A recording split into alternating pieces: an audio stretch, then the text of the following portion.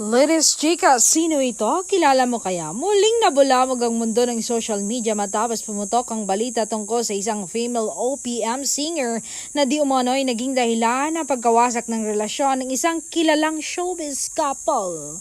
Ala, sinuch ite. Ayon sa mga insider, ang nasabing singer ay matagal nang iginigiit na best friend lamang siya ng lalaki. Ngunit lumabas ang katotohanan na mayroong palang namumuong something sa pagitan nila habang committed pa ang aktor sa kanyang partner. Ang bansag na best friend ay tila naging maskara lamang para sa kanilang bawal na ugnayan. Alam.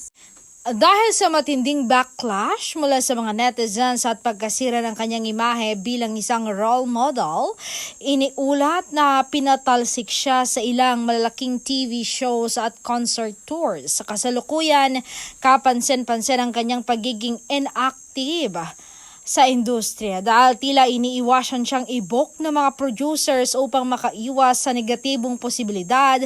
Bukod dito, kumakalat din ang mga chika na tila hilig din umano itong targetin ang mga binatang aktor na bago pa lamang sa industriya, dahilan upang bansagan siyang tirador sa mga circles ng mga talent managers.